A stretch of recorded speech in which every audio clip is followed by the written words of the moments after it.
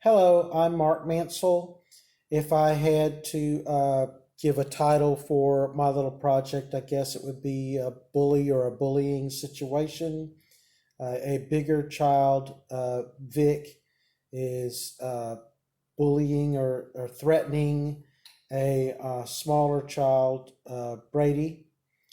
And this is the full scenario that I created and sent to the teachers.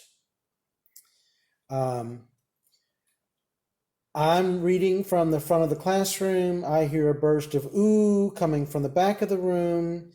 I look and can tell something is happening between two boys in the back. I ask what is happening. A student responds that one boy, the larger, threatened to beat up another, the smaller boy. He said he was going to kick his bleep.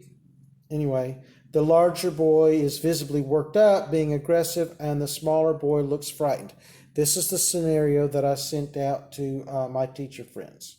From the classroom, I'm going to tell you that Columbus sailed the ocean in 1492. Hey, what's happening here?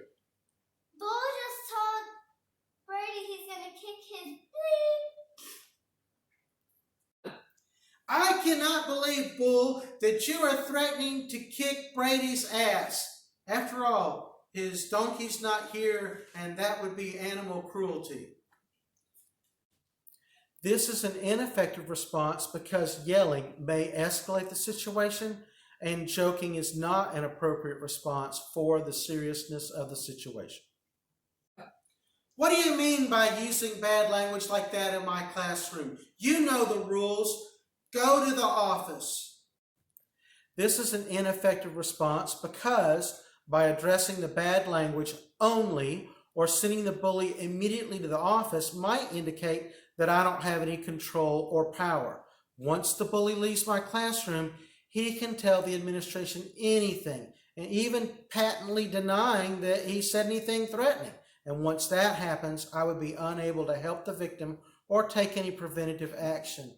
This is the kind of scenario that could cause an otherwise good child to bring weapons to school. Now, Bull, you know that we don't talk or act this way in this classroom. Being kind is one of our core tenets, and we established that at the first of the year. Please go and sit in the front of the classroom till you've calmed down a little bit, and we'll discuss it. Brady, you go sit in the back of the classroom, and I'll talk to you later too. I'm trying to use the classroom culture that we should have established on day one, that we are kind to each other, and that would, of course, exclude threatening behavior. I'm not going to focus on the bad language immediately, as I'm trying to be more culturally sensitive. While it's hard for me to imagine, it is possible that this kind of language is common in the student's home environment. Bull, I'm going to have to ask you to go stand by the door. You know that I have to call the office. This was part of the expectations and consequences that we established at the first of the year. Class, turn to page 101 in your book, and I want you to answer the questions on the back. Don't forget to put your name on the paper to hand in. Brady, please go sit near my desk at the back of the room and wait for me, please. At the beginning of the year, some expectations and consequences should have been established.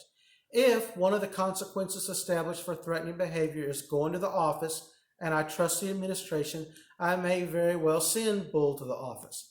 But I may try to get his side of the story either at the front of the class or just outside the door before calling the office, and then I could go to the back and also talk to Brady at my desk to get his side of the story.